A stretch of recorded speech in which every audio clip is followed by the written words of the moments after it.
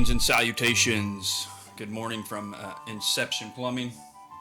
It's just a typical Sunday here at the Inception Plumbing headquarters, I guess you would say. Done a lot of invoicing this weekend, work late nights, so this is kind of how we roll Sunday. I'm just trying to wind down, but I figured it's been a while since I've done a video, so I just kind of wanted to hop on here and maybe give some pointers and tips. I've been doing a lot of remodels for like homeowners and general contractors, and I'm seeing a lot of do-it-yourselfers out there. There's a lot of handymen that are out there doing plumbing when they shouldn't be doing plumbing, and they like to give these customers a nice finished bathroom, but the ticking time bomb behind the walls, you know. So I'm just going to give a few pointers here and things to look out for, so let's get on with it. Alright, so what should our victim, I would say, expect from an unlicensed plumbing contractor? The first one, frozen waste and water lines.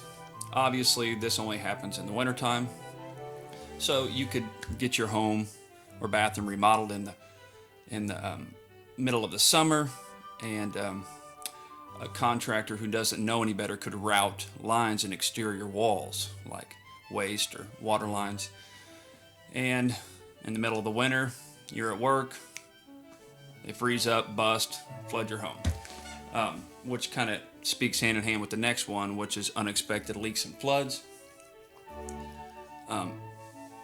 This one is just the worst, because if you're home, you know, it's not near as a big deal because you could shut the water off, but if this happens when you're not at home, it could just be catastrophic.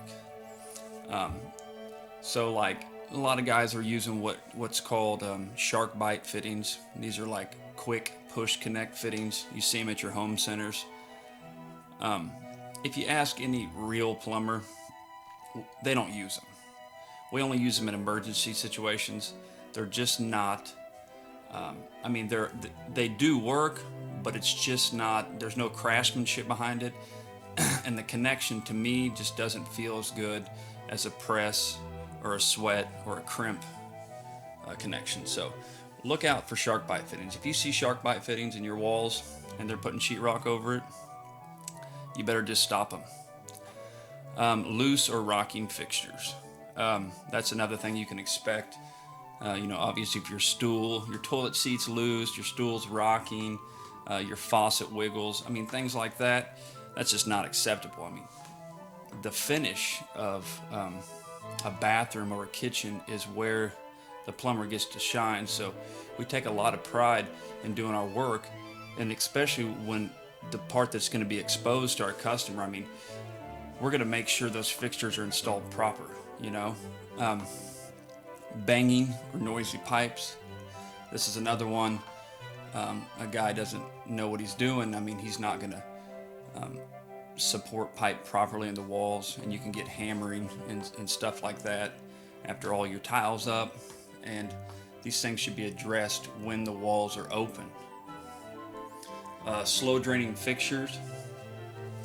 That's another one. I mean, a lot of people won't pay attention to the existing plumbing when they demo the bathroom, you know, and make sure that the plumbing's right, or the drain lines are clean before proceeding, you know. I get this all too often. I'll go in and help a customer set the finish, and they have the bathroom remodeled, and the drain lines that are behind the wall needed to be replaced, you know, and a lot of people will overlook that. Our next one would be intermittent sewer gas. And this is kind of a confusing one for people. Every fixture in your home has what's called a P-trap on it. And a P-trap is a vapor barrier. It has water in it. And it basically protects your home from the sewer atmosphere, right? Your atmosphere in your home from the sewer atmosphere. And if fixtures are not vented properly, that's the pipe that goes out of your roof. If all your fixtures are not vented properly, what can happen is that P-trap can get sucked dry. and what it does, and then you'll get intermittent sewer gas. So you'll flush your stool, and then you'll come back in later and you'll smell a little sewer gas or a nasty smell. Then you run your lavatory and fill the P-trap back up, say you wash your hands or whatever, and then it goes away.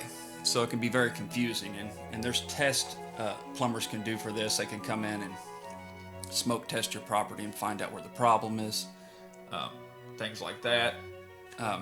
But again, like I said, your fixtures need to be vented properly from the get-go, and only a skilled, licensed plumber is going to know these things.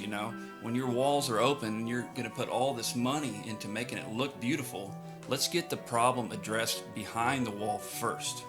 Okay? So really, that's just a small list of many things that can go wrong when you use an unlicensed plumbing contractor. There's lots of handymen out there that do good work, but there's also a lot out there that are doing stuff that they really do not know what they're doing, and us plumbers have to go through testing, and we have to do a lot of studying and have a lot of field training to be able to pull permits and do stuff in these different cities. It's not easy for us, you know what I mean? And there's a good reason for that, because we protect the health and safety of the nation by, when you turn that faucet on and you get a glass of water, you don't question it, you drink it. So, on that note, everyone have a fine, exquisite morning, afternoon, evening, whatever it is, and we will see you on the next one.